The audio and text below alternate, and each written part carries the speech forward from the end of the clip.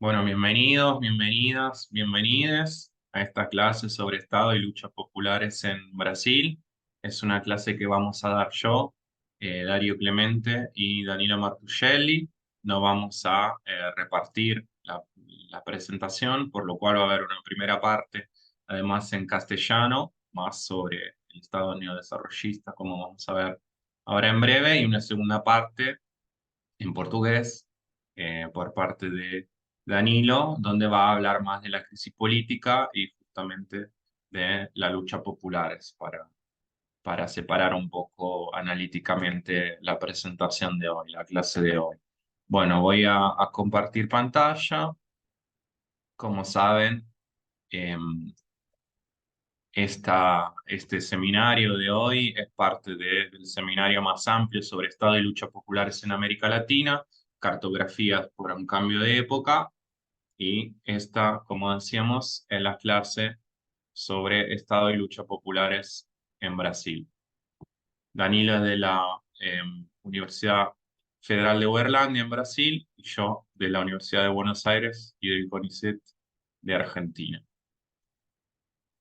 Eh, yo me voy a concentrar en el neodesarrollismo. Ahora en breve vamos a ver eh, a qué refiere este concepto que también Danilo emplea de una forma algo diferente, pero es algo que tenemos en común.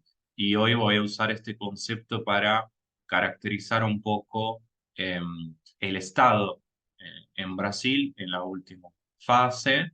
Y después, como decíamos con Danilo, van a ver la crisis política, ¿no? Un poco en mi mirada, el venir menos al desarrollo. Bueno, entonces esta primera parte es sobre qué fue el neodesarrollismo, en dos puntos. ¿Qué vino antes del neodesarrollismo? Un poco la reflexión sobre el Estado moderno en Brasil y la pregunta del por qué sería algo diferente. Y vinculado a esto, ¿qué tiene que ver con el neoliberalismo? ¿No? Si hubo algo diferente, nuevo, qué fue, ¿no? Y cómo se diferencia de la década neoliberal, de los 90, ¿no?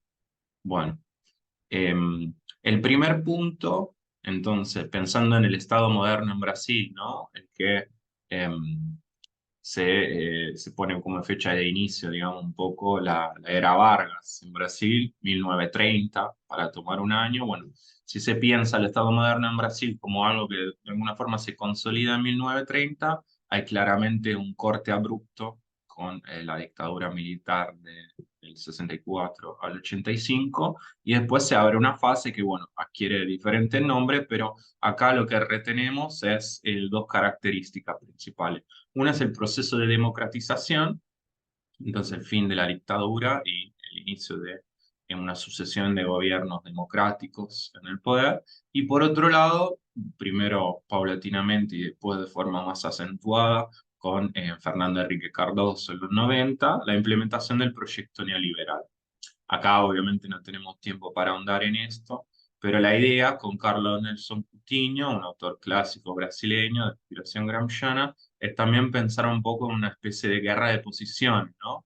Retomando a Gramsci y pensar justamente algo disputado, ¿no? No la aplicación del neoliberalismo a rajatabla, sin oposición, pero un intento de la burguesía brasileña por conquistar una hegemonía plena, ¿no? Un apoyo popular, incluso un consenso alrededor del neoliberalismo, que según Carlos Nelson Coutinho sería el segundo intento realmente hegemónico de la burguesía brasileña después del primero, que sería el populismo clásico y los gobiernos de Goulart y de Cuadros.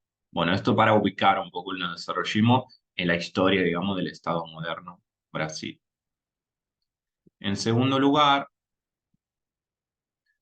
como decíamos, la pregunta sobre qué tiene que ver el neoliberalismo con el neodesarrollismo, ¿no? ¿Qué hay de neo? ¿Qué hay de nuevo? Bueno, acá también de forma muy resumida, en general los y las autoras que trabajan el concepto de neodesarrollismo, en lo que coinciden es, bueno, en observar una mayor intervención del Estado en la economía, un perfil industrial, y sin embargo, algunas de las características propias del neoliberalismo, ¿no? Entonces, objetivos distributivos limitados, programas sociales orientados a la pobreza extrema, pero no tanto a objetivo, por ejemplo, de pleno empleo.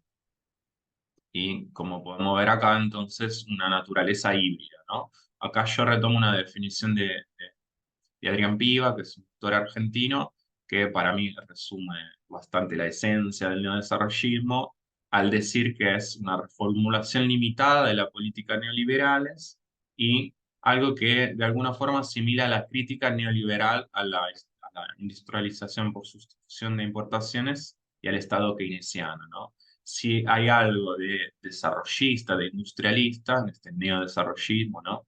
Que viene básicamente en Brasil con la elección de Lula, a partir del nuevo siglo, ¿no? De los años 2000, bueno, es algo que sin embargo asimila la crítica neoliberal a todo eso y entonces conforma algo híbrido, ¿no? Donde hay una convivencia de herramientas desarrollistas y de un perfil industrial, políticas más ortodoxas, ¿no? Neoliberales, y también pensar que de alguna forma están vinculados el neodesarrollismo y el neoliberalismo porque el neodesarrollismo surge del neoliberalismo, ¿no? Política y temporalmente. Es un producto, es una consecuencia, está vinculado políticamente, pero también le sucede temporalmente, entonces es muy difícil, ¿no? Pensarlo como algo dicotómico, blanco o negro, ¿no? Dos cosas completamente diferentes.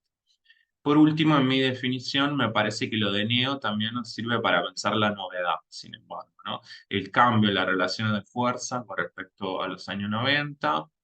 Ahora vamos a ver más en detalle por qué, pero también la renovación del concepto de desarrollo, incluso ¿no? Por el trabajo de la CEPAL, de cómo cambia la concepción del desarrollo mismo después de la época neoliberal y bueno, de la nueva realidad de inserción internacional en la nueva economía globalizada que tienen que enfrentar los países periféricos, ¿no? Entonces, la vigencia del concepto del neodesarrollismo en ese sentido, ¿no? Porque nos permite ver la novedad que cambió. Bueno, y ya pasando a la parte un poco central de esta presentación, mi idea es reconstruir el neodesarrollismo en Brasil como sistema hegemónico y fase estatal. Bueno, esta definición la empleo retomando algunos textos de Juan Carlos Portantiero, un autor argentino, y también jugando un poco con ciertos análisis de Rui Mauro Marini, ¿no?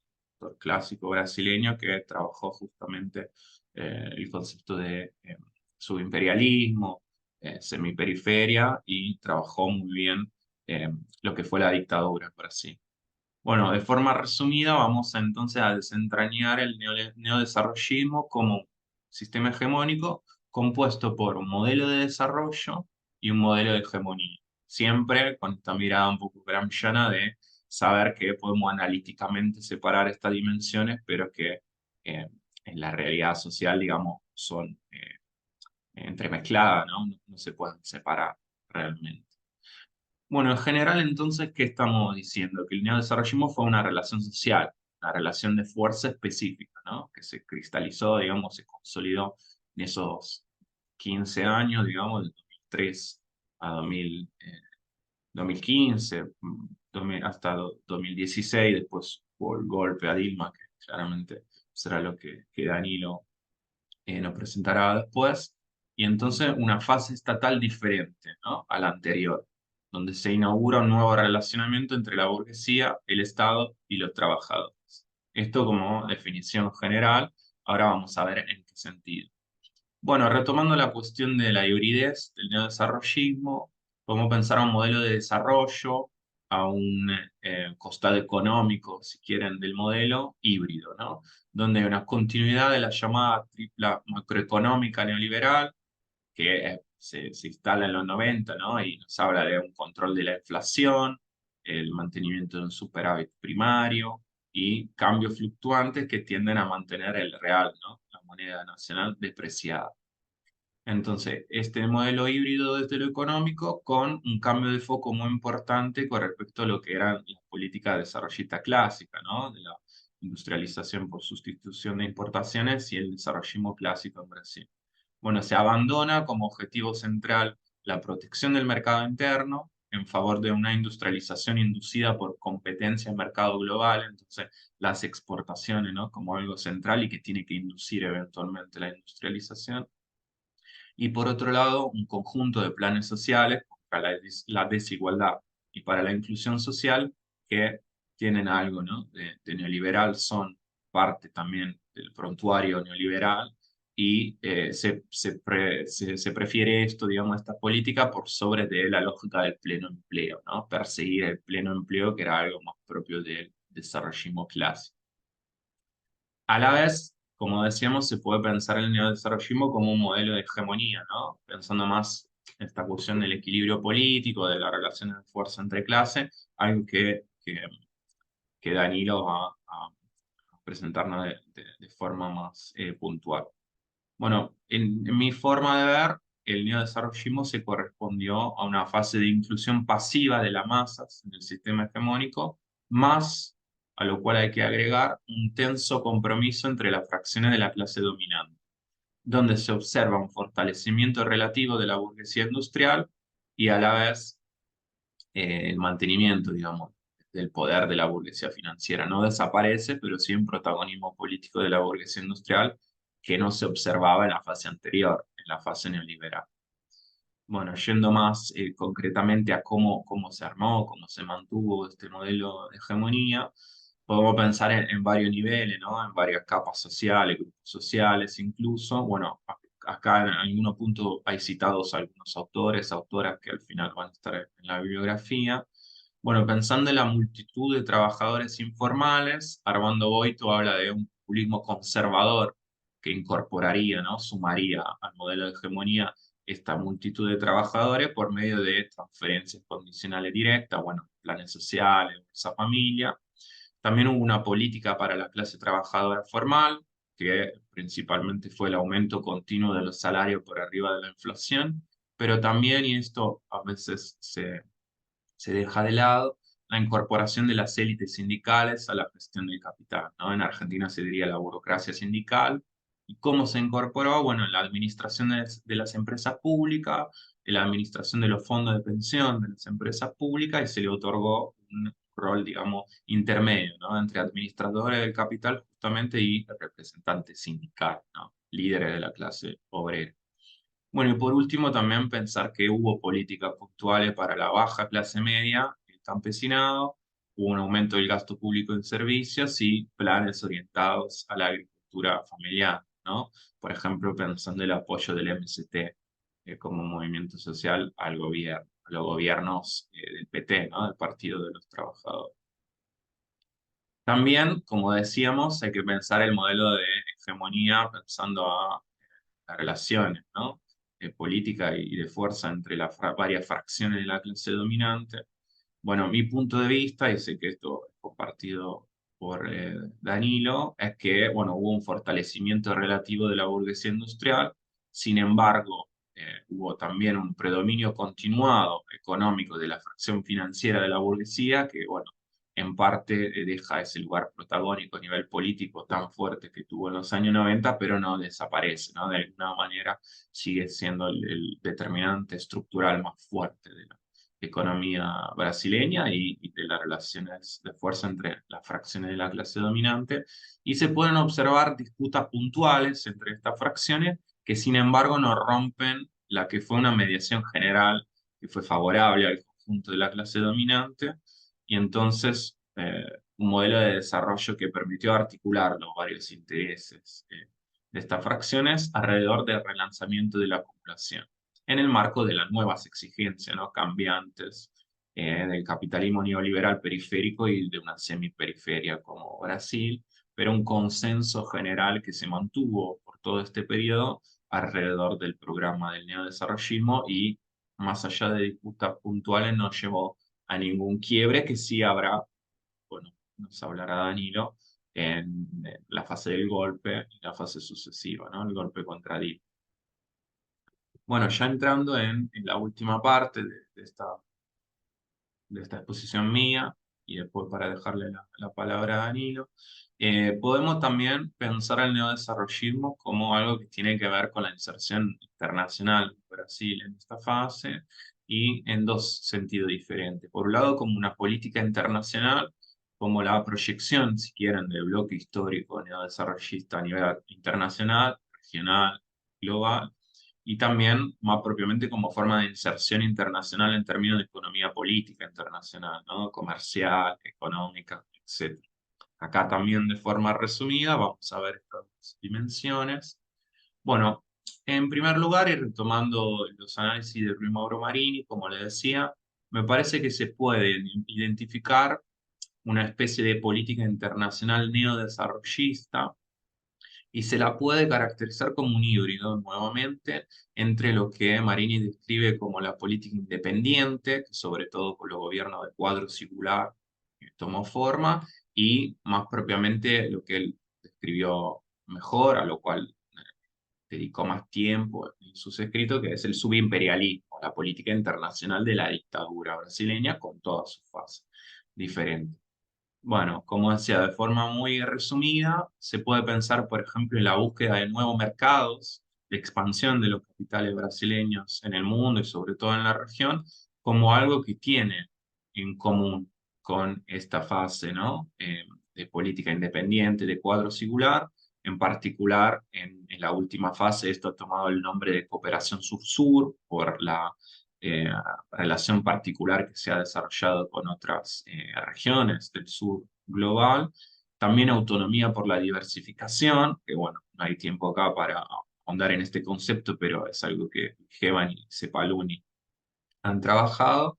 Sin embargo, mientras que para estos gobiernos, ¿no? Para la política independiente de cuadro singular, esta salida, ¿no? Al mundo, si quieren, esta búsqueda de nuevos parceiros, sería en portugués, comerciales, era algo temporario y no una solución a largo plazo, porque el foco, como decíamos, estaba en mejorar, disminuir la desigualdad, mejorar la capacidad de consumo del mercado interno. Bueno, en esta fase sí se vuelve algo a largo plazo. Y esto sí se asemeja más a la política subimperialista, ¿no? Donde, bueno, la, la mejora, digamos, de las condiciones de desigualdad interna y por ende de la capacidad de consumo de los ciudadanos brasileños no era claramente lo primario era mejorar las exportaciones y favorecer las empresas exportadoras. Entonces acá un híbrido, nuevamente. Y otra condición de hibridez, si quieren, la podemos ver en la relación con Estados Unidos y con los capitales brasileños, que es, digamos, una de las características que define mejor lo que fue el subimperialismo de la dictadura militar. Bueno, podemos pensar nuevamente que es un híbrido, algo intermedio, porque seguramente los gobiernos de Lula, de Dilma, no tuvieron una política exterior alineada a Washington. De hecho, muchas de las iniciativas, sobre todo a nivel regional, en Sudamérica, apuntaron a excluir a Norteamérica, a Estados Unidos de estas instituciones. Fue directamente en contra, digamos, de la presencia de Estados Unidos en la región, pero a la vez, y esto se asemeja más a lo que fue la época del subimperialismo, se puede ver a Brasil como una especie de semi-aliado de Estados Unidos en esta fase, ¿no? Sobre todo por su función moderadora de algunas iniciativas más radicales en la región, pensemos a la relación siempre conflictual con Venezuela, por ejemplo, y al presentarse como una especie de potencia responsable, ¿no? En el concierto de las naciones a nivel internacional, incluso pensando en esta figura de Lula eh, muy presente a nivel internacional, pero con esta imagen muy responsable de alguna forma, hasta para significarlo con una imagen puntual a los elogios que había recibido del presidente Obama en su momento, ¿no? Como el político más popular del mundo. Y bueno, entonces pensar que si Obama pudo elogiar a Lula, seguramente veía también en él líder democrático y responsable y no una amenaza radical, ¿no? A Estados Unidos. Y por último, entonces, pensar más también la forma de inserción internacional que acompañó el neodesarrollismo en Brasil.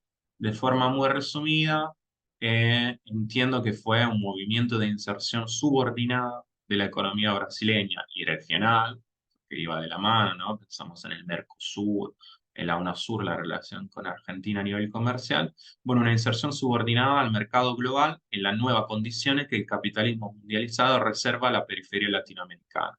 Esto, no tenemos tiempo ahora, tiene que leerse como el ascenso de China, el boom de la demanda, ¿no? de bienes primarios por parte de los países asiáticos, y cómo modificó la estructura, la matriz económica de los países sudamericanos. Bueno, y de hecho redondó todo esto en el fortalecimiento y no en la superación de varias tendencias negativas a nivel económico para los países sudamericanos en general y en particular para Brasil. Estamos hablando de reprimarización económica, desindustrialización y finalmente una inserción subalterna en lo que son las cadenas globales de valor, la nueva forma de estructuración de la economía global que se ha consolidado.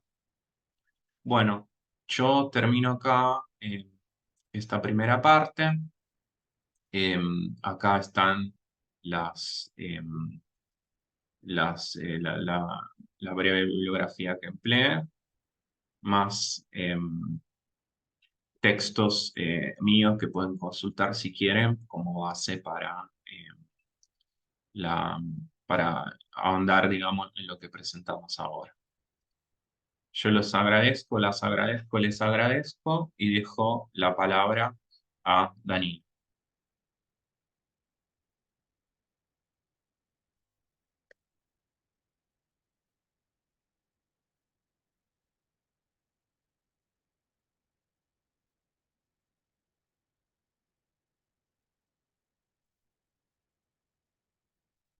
Olá, agora eu vou dar continuidade à nossa aula sobre Estado e lutas populares no Brasil e vou, como Dário Clemente havia comentado, abordar mais o tema da crise política no Brasil, que se inicia por volta de 2013, 2014 e se estende durante todo o período até mesmo o governo Bolsonaro.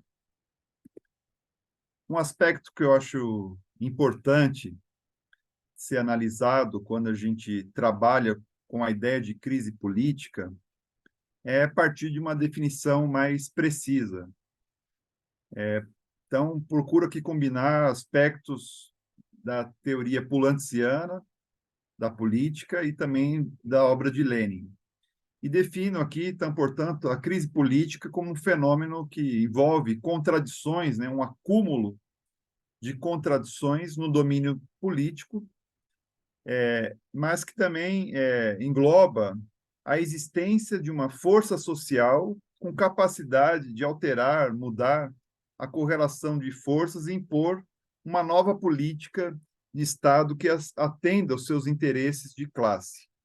Então, toda crise envolve um acúmulo de contradições, mas, ao mesmo tempo, envolve a existência de uma força social com capacidade de mudar a correlação de forças, impor os seus interesses sobre a política de Estado.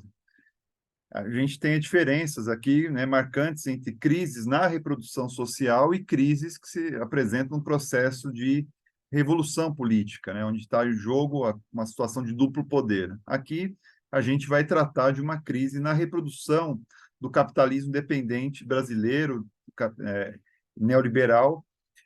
Então, é nessa chave que a gente trabalha esse conceito de crise, né? Crise na reprodução social.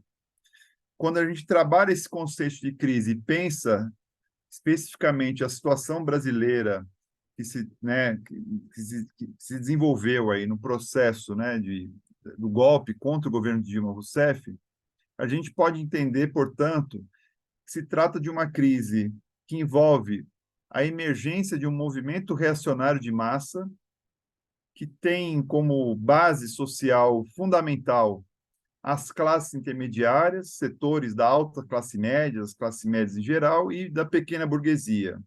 Mas essa base social, esse movimento de massa, ele não dirige o processo. Quem dirige politicamente o processo, né, e faz avançar os seus interesses nessa situação, né, nessa conjuntura, são justamente, né, os interesses do capital financeiro internacional, né, e a burguesia a ele associada. Então, você tem esse processo, que você tem uma direção política que visa implementar, né, um neoliberalismo mais ortodoxo, barrar as iniciativas de caráter mais neodesenvolvimentista que os governos do PT haviam alimentado e que tem como uma base de massa um movimento, né, mais situado nas classes médias, que sentiam que seus interesses haviam sido frustrados pelos governos do PT, que ampliaram direitos sociais, aproximaram, né, de alguma maneira, setores das classes populares à sua condição socioeconômica, e isso despertou uma reação, né, que explica um pouco esse momento. Uma segunda questão a ser observada é que a gente não compreende esse processo de crise política que se instaurou no Brasil sem levar em consideração os efeitos políticos provocados pela crise econômica mundial que ocorreu nos países centrais, especialmente nos Estados Unidos, em 2007 e 2008. Em termos de curto e médio prazos, essa crise econômica provocou uma inflexão em termos internacionais na configuração do neoliberalismo, afetando muitos países, especialmente a América Latina. Depois de 2007, 2008, a gente tem uma mudança significativa, né, no cenário político que vinha se constituindo como uma onda, que alguns chamaram de onda progressista, onda rosa, né, e o que temos a partir daí é uma mudança uma reconfiguração, uma nova correlação de forças que vai fazer com que o neoliberalismo dobre suas apostas e se fortaleça nesse processo. Se a gente observa o cenário latino-americano e internacional sobre as fases do neoliberalismo, talvez seja possível distinguir três principais. Uma primeira delas, já nos anos 70, com as ditaduras chilena de Pinochet e argentina de Videla, onde temos aí os primeiros laboratórios do neoliberalismo. Então, o neoliberalismo se combina nessa primeira fase, ele se implementa sob ditaduras militares na América Latina. Mas ele ganha novo impulso a partir das eleições de Margaret Thatcher e Ronald Reagan, né, respectivamente, na Inglaterra e nos Estados Unidos.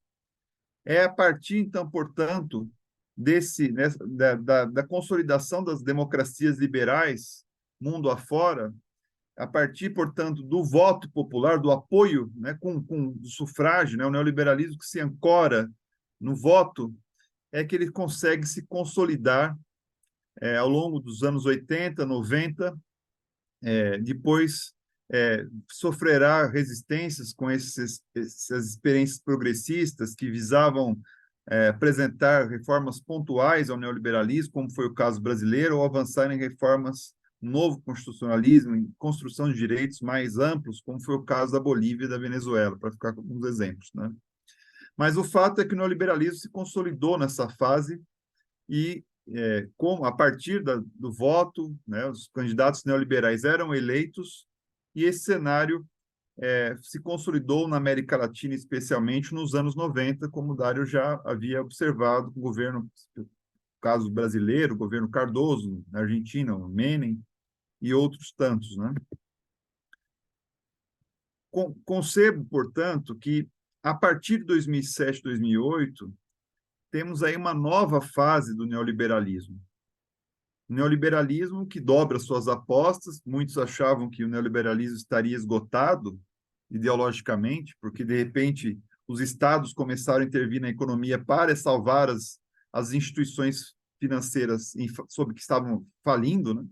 Especialmente no coração do capitalismo central, mas isso não aconteceu. O que a gente tem, a partir desse período, é um processo de ofensiva neoliberal, um neoliberalismo mais ortodoxo, que visa dar respostas a essa onda progressista que tentou reformar o modelo capitalista neoliberal e que se combina com alguns autores, né, estão chamando de com faces, né, autoritárias, né, um neoliberalismo mais autoritário, um neoliberalismo que implica uma crise da democracia liberal, É por isso que até mesmo autores conservadores que falam, né, da crise das democracias, o fim das democracias, estão visualizando esse processo, ainda que não faça uma relação, muitas vezes, com a própria política neoliberal e ainda que não leve em consideração os, né, a ideia de classe social, os conflitos de classe.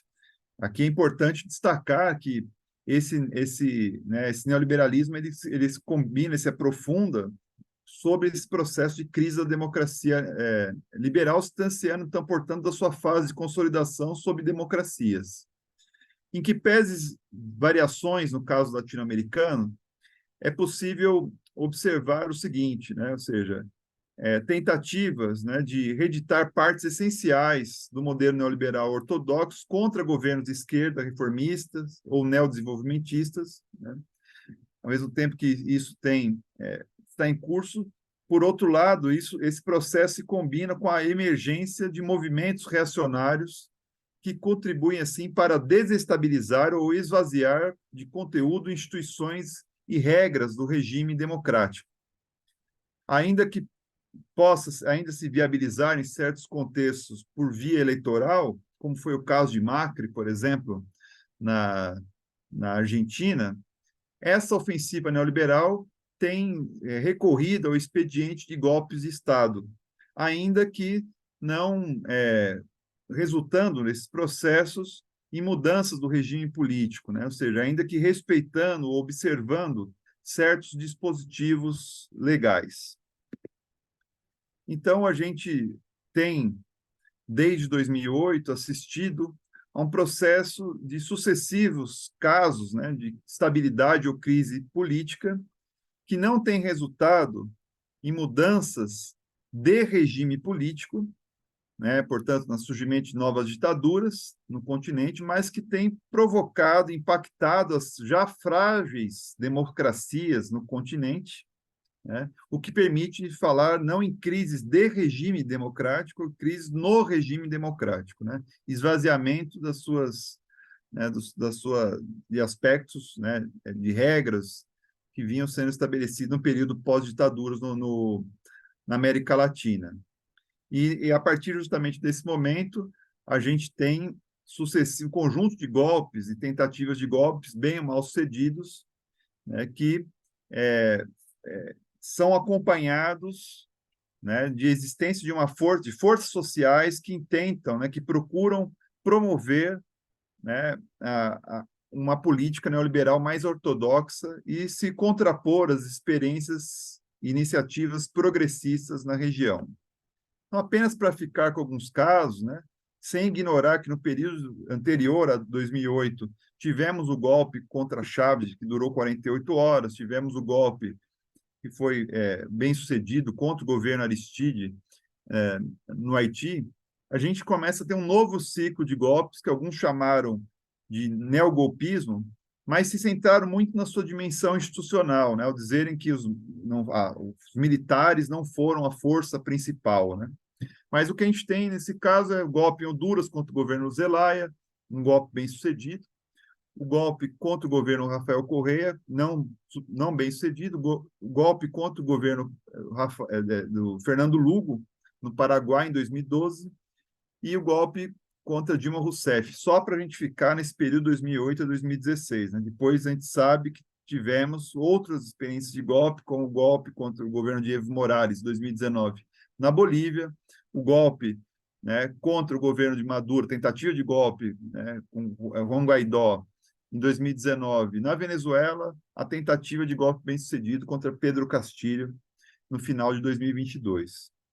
Ao mesmo tempo que tivemos esses fenômenos do golpe, tivemos a emergência de crises políticas bem agudas que colocaram em evidência, né, um processo de forte instabilidade na América Latina, o caso da Argentina, conflito no campo, em 2008, o caso que envolveu também lutas até separatistas na Bolívia contra a emergência do Estado plurinacional, e na Venezuela todo o processo que se abriu de crise intensa, né, com as guarimbas e decorrência aí período pós falecimento de Hugo Chávez e a emergência do governo Nicolás Maduro. No caso brasileiro, para a gente caminhar aqui para a discussão mais específica, É necessário, então, portanto, conectá-lo com todo esse processo de crise, instabilidade que ocorre na América Latina e também em termos internacionais, com essa nova ofensiva do neoliberalismo, que dobra suas apostas. E o que a gente percebe nos anos 2013, 2016, é um processo forte de intensificação do conflito distributivo. Então, ao mesmo tempo que se tinha lutas por melhorias da qualidade de vida, em termos de transporte público, mobilidade urbana, em 2013 surgem movimentos reacionários de massa que vão já anunciar, né, levantar a bandeira da luta contra a corrupção e rechaçar, negar as políticas sociais dos governos petistas. É um momento também marcado nessa conjuntura por uma explosão do número de greves. Vou mostrar depois no próximo quadro o crescimento desse número de greves nesse período expressivo.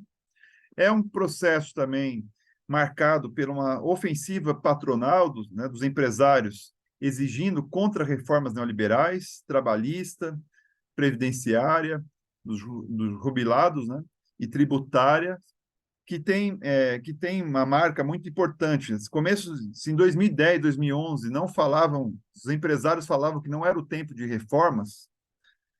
A partir de 2012, 2013, esse tema vem à tona, vem com força e passa a orientar, né, as iniciativas desses empresários, né, de vários setores, que passam a pautar justamente a discussão do custo Brasil.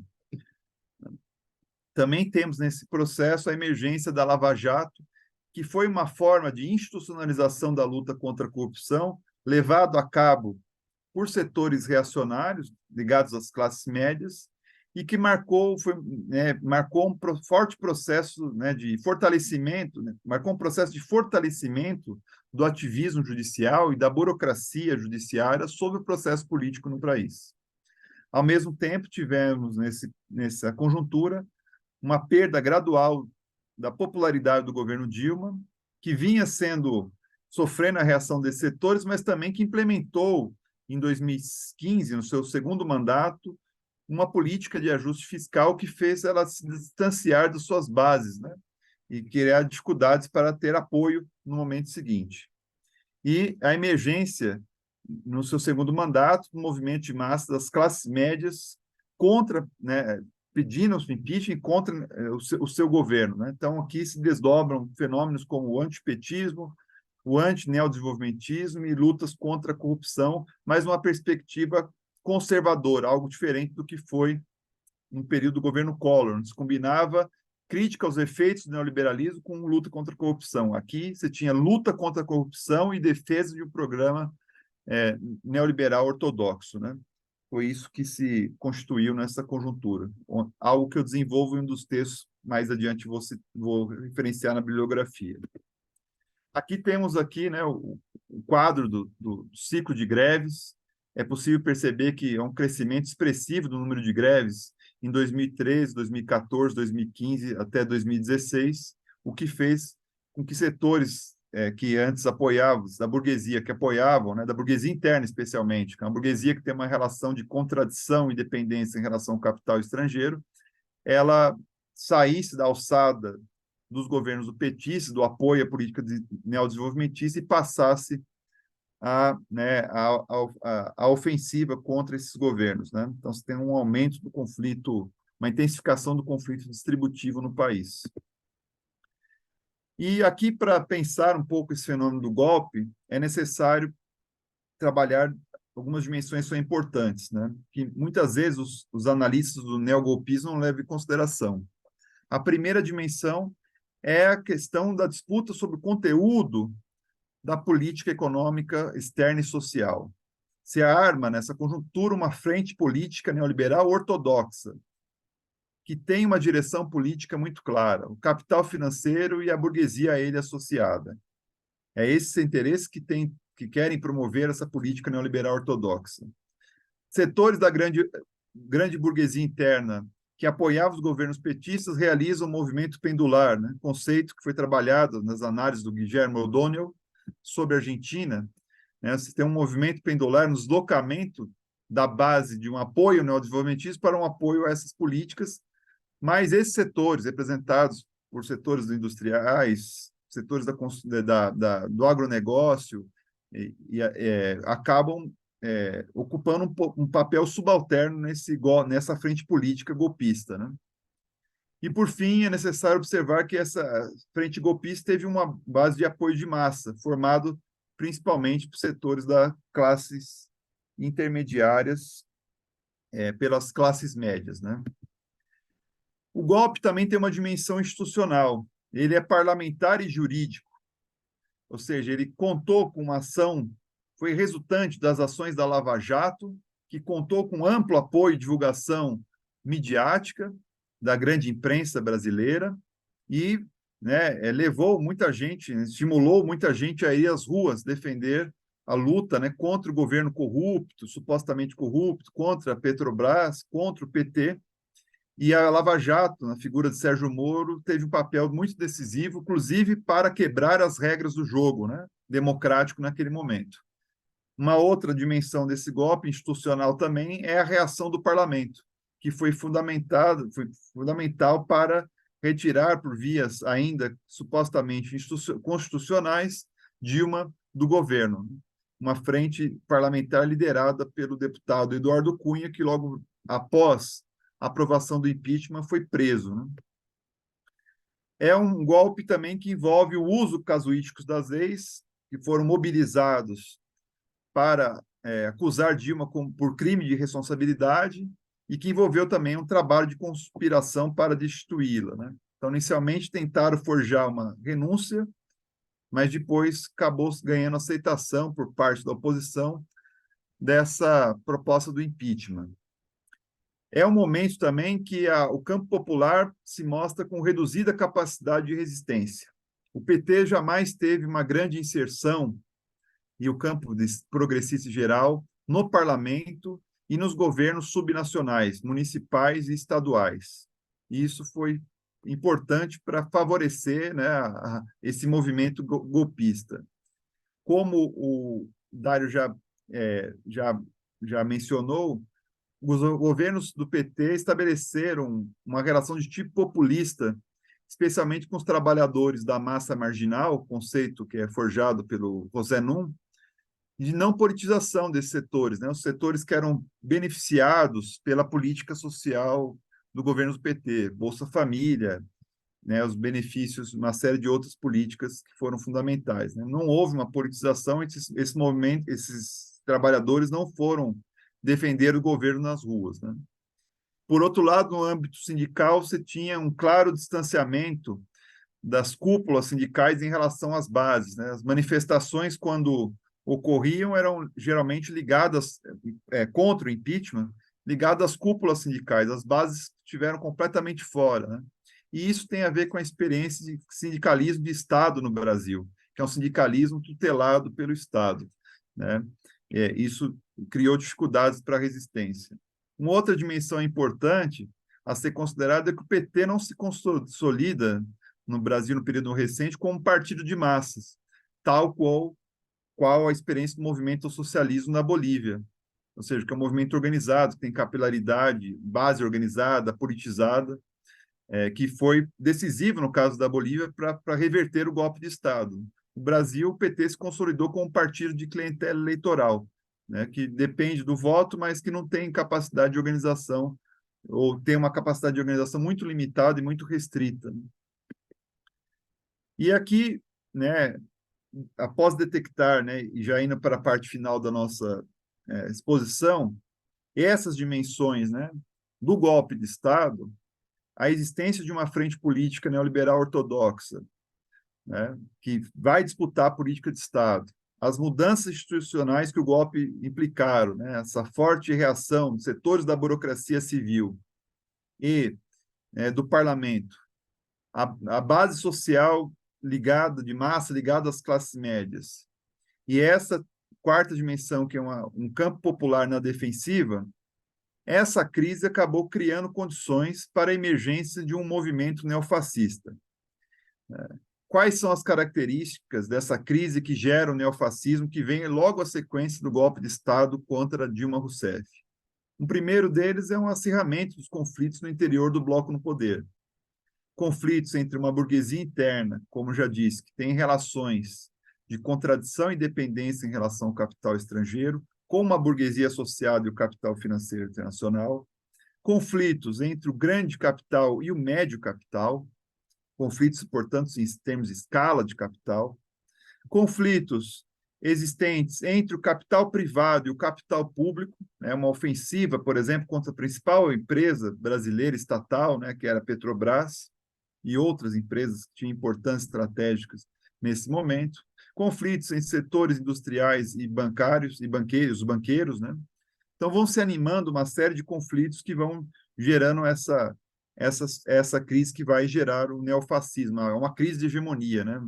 Abre-se um processo de crise de hegemonia. Por outro lado, ao contrário do que pensavam os promotores do golpe de Estado contra Dilma, né, ligados ao PMDB, que era o partido de Michel Temer, e ao PSDB, que era o partido de Aécio Neves, se processa nesse momento uma crise de representação partidária. Lideranças desse partido vão às mobilizações contra o governo Dilma e começam a ser xingados, começam a ser hostilizados e vão perdendo presença, inclusive institucional, nesse processo, né? Ou seja, uma crise de representação partidária. Há nesse processo também um forte, né, ativismo, fortalecimento do ativismo político inicialmente da burocracia civil ligado ao judiciário, mas também dos militares, a partir especialmente do ano 2008, que começam com promover ações no Rio de Janeiro, com uma intervenção militar no Rio de Janeiro, e depois a tutelar todo o processo eleitoral, né, com a prisão do Lula. E isso vai provocar uma crise institucional que mais adiante vai levar a grande presença de 6 mil, 7 mil militares no governo Bolsonaro mais adiante. No quarto elemento que explica essa crise que gera o neofascismo é a sucessão de derrotas e situação de defensiva do movimento operário e popular, né? Sucessivas derrotas diante das lutas contra as reformas neoliberais, o movimento se encontra na defensiva e com reduzida capacidade de reação a essa crise. A constituição das classes intermediárias como força social distinta, mobilizado nas ruas, ganhando as ruas das esquerdas, do campo progressista, né, com um número muito mais expressivo de pessoas nas ruas, e, por fim, esse elemento da crise ideológica generalizada, né, o abandono, ou o entendimento de que o modelo neodesenvolvimentista ou a política neodesenvolvimentista não era mais possível, ao mesmo tempo, né, aquele neoliberalismo que se acompanhava de uma certa dose combinava com uma certa dose de democracia, acaba também sendo descartado, e o que se tem, na verdade, o aguçamento, uma crise ideológica generalizada, que afeta também as instituições do campo progressista, as representações, e vai permitir a ascensão do fenômeno do Bolsonaro, que vai justamente liderar esse movimento fascista, neofascista, que tem essa particularidade de estar mais ligado, assentado, né, às classes médias, alta classe média, uma base de apoio muito orgânica, muito ativa do seu governo depois, quando ele se torna eleito em 2018, mas que acaba tendo também repercussões em setores populares, né? É um governo também que é um fascismo que combina com uma política neoliberal, que é diferente dos fascismos anteriores, né? Porque o que define o neofascismo não é o conteúdo da política econômica. Né? O que define o neofascismo é justamente a existência de um movimento de massas que tem como programa máximo a implementação de uma ditadura. Algo que o Bolsonaro, uma ditadura que envolve mobilização de massa, né? Mas o bolsonarismo não conseguiu avançar nesse sentido, né? A vitória de Lula fechou essa possibilidade para esse governo, né? Então, a gente tem a emergência de uma conjuntura de crise, que inicialmente é uma crise que afeta diretamente o governo Dilma, mas que as próprias forças promotoras do golpe acabaram não dando a direção final ao processo, né? Isso abriu espaço para a emergência de uma liderança neofascista que foi derrotada nas urnas no ano de 2022, mas o neofascismo continua muito presente nas instituições, nas ruas e mobilizado no país, né? Então, é um pouco isso que eu te teria para apresentar. Aqui há uma indicação de algumas bibliografias, né? O texto do professor Armando Boito, que trata dessa questão da crise que gera o neofascismo, textos que eu produzi com o Sávio e também individualmente, que vão recortar aspectos desse processo de crise, e o livro do cientista político grego radicado na França, Nikos Poulantzas, que nos ajuda a compreender esse processo, né, também para atualizar o conceito de fascismo para pensar a sua possibilidade de emergência em diferentes contextos, né? A gente vê o que está acontecendo em outras partes do mundo, né? Com Bolsonaro, não só com Bolsonaro, mas com Trump, com Milley, com Cast e etc. São questões que a gente tem que levar à reflexão, pensar essa questão do fenômeno do neofascismo em termos mais regionais e globais. Então, encerro por aqui a minha exposição.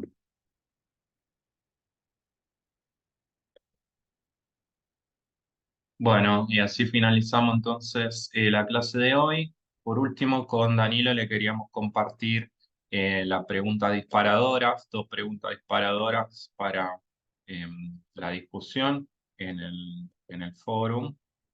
Creo que se está viendo.